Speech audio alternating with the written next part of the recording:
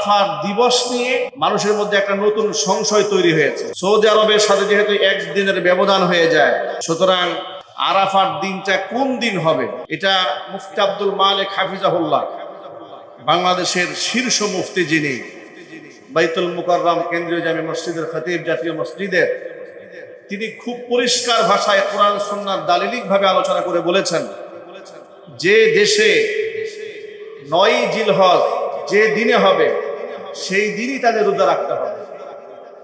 তবে কারো মনের মধ্যে সংশয় আসে ইতমিনানের জন্য, যেহেতু পুরো 9 দিনে রোজা রাখার সুযোগ রয়েছে, ইতমিনানের জন্য কেউ যদি 8 তারিখ 9 তারিখ 2 দিন রোজা রাখে, এতে কোনো অসুবিধা নেই, সে আল্লাহর কাছ থেকে সওয়াব প্রাপ্ত হয়ে যাবে।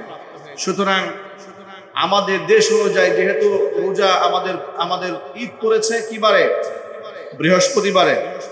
তাহলে সেই হিসেবে আগামী বুধবার হবে সওমি ইয়াউমি আরাফা। আরাফার দিনে রোজা আমাদের জন্য কি বারে বলুন তো সবাই? বুধবারে। যদি সম্ভব হয় আমরা মঙ্গলবারেও রোজা রাখবো, আমরা বুধবারেও রোজা রাখবো, কিন্তু বৃহস্পতিবার যেহেতু ঈদের দিন রোজা রাখা হালাল না হারাম? জোর আওয়াজে বলুন, হালাল না হারাম? ঈদের দিন রোজা রাখা যাবে না। আইয়ামে তাশরিকের 5 দিন অনেক অনেক গুরুত্বপূর্ণ একটা আমল রয়েছে, তাকবীরে তাশরিক, সেটা আমল করতে হয়। আল্লাহু আকবার, আল্লাহু আকবার, লা ইলাহা ইল্লাল্লাহু, আল্লাহু আকবার, আল্লাহু আকবার, ওয়ালিল্লাহিল হামদ। প্রতি 5 ওয়াক্ত ফরজ নামাজের পরে ইমাম সাহেব সালাম ফিরাবেন, ইমাম মুক্তাদি সকলে উচ্চ আওয়াজে একবার এই তাকবীর পড়া ওয়াজিব। কয়বার পড়া সুন্নত না ওয়াজিব? ওয়াজিব। যদি এটা কোনো ক্রমে ভুলে গেছেন, বলতে মনে নাই, যখন মনে পড়বে তখনই পড়ে নেব আল্লাহু আকবার, আল্লাহু আকবার, লা ইলাহা ইল্লাল্লাহু, আল্লাহু আকবার, আল্লাহু আকবার, ওয়ালিল্লাহিল হামদ। যদিও প্রতি ফরজ নামাজের পরে একবার করে এটা পুরুষ এবং নারী উভয়ের জন্য ওয়াজিব। পুরুষরা পড়বে জোরে, নারীরা পড়বে আস্তে। সুতরাং এই গুরুত্বপূর্ণ আমল থেকে আমরা কেউ যেন মাহরুম না হই, আল্লাহ পাক আমাদের আমলের তৌফিক দান করেন। জিলহজ মাসের সর্বাধিক গুরুত্বপূর্ণ আমল হচ্ছে ইয়াউমুন নাহার, কুরবানির দিনে কুরবানি করা। এটা এত বেশি ফজিলতপূর্ণ আমল, সাহাবায়ে কেরাম নবী করিম সাল্লাল্লাহু আলাইহি ওয়াসাল্লামকে প্রশ্ন করেছেন, মা হাযিহিল আদাহি ইয়া রাসূলুল্লাহ, হে আল্লাহর রাসূল, আমরা যে কুরবানি করছি, আপনি কুরবানি আমাদেরকে শিখালেন, করছি, এটা কিসের কুরবানি?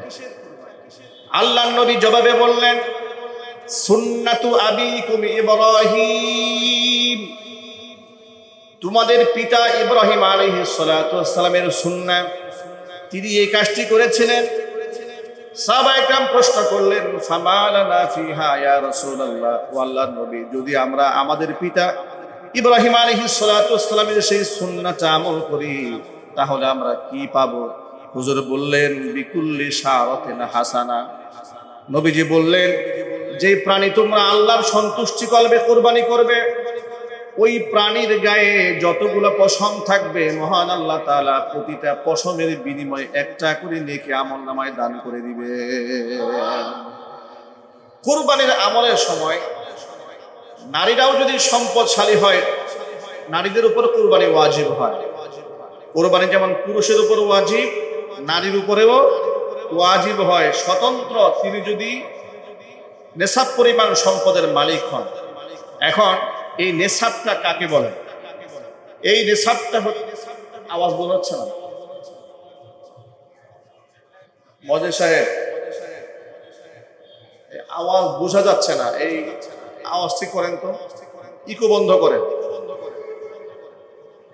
মুসল্লিদের আওয়াজ শুনতে কষ্ট হচ্ছে। কয়েক জমা ধরে দেখতেছে আওয়াজ খুব প্রবলেম করতেছে, কিছুই বোঝা যায় না কথা।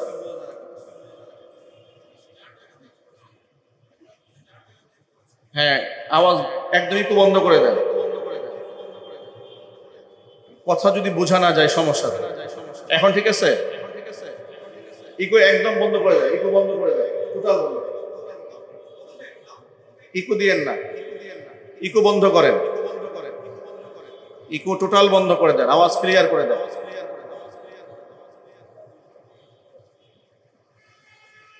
নেশাব পরিমাণ সম্পদের যদি মালিক হয় তাহলে তার উপর কোরবানি করা ওয়াজিব হয়, তিনি হোক নারী কিংবা পুরুষ।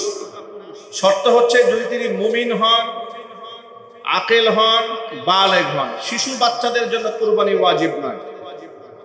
সে যদি কোটি টাকার মালিকও হয়, শিশুদের উপর কোরবানি ওয়াজিব হয় না। কোরবানি ওয়াজিব হয় আকেল, বালেগ। অনেক সম্পদের মালিক কিন্তু অ্যাবনরমাল, মস্তিষ্কে ঠিক নাই, মাথা ঠিক নাই, পাগল, তার উপর কোরবানি ওয়াজিব নয়। এরপরে অনেক টাকার মালিক কিন্তু সেই ব্যক্তি মুসাফির অবস্থায় বাহিরে আছে, তার উপর কোরবানি ওয়াজিব নয়। কোরবানি ওয়াজিব হচ্ছে মুকিমের জন্য। যে ব্যক্তি অবস্থান করছে মুকিম, তাহলে তাকে আকিল হতে হবে, বালেগ হতে হবে, মুসলমান হতে হবে, সুস্থ মস্তিষ্কের হতে হবে, পাগল হওয়া যাবে না। এই ধরনের শর্ত যদি পুরুষের মধ্যে পাওয়া যায় এবং সম্পদের মালিক হয় তাহলে পুরুষের উপর ওয়াজিব। যদি নারীর মধ্যে পাওয়া যায় তাহলে নারীর জন্য কুরবানি করা ওয়াজিব। প্রশ্ন হলো, কুরবানি করতে তো বাহিরে যেতে হয়, নারীরা কি বাহিরে যাবে?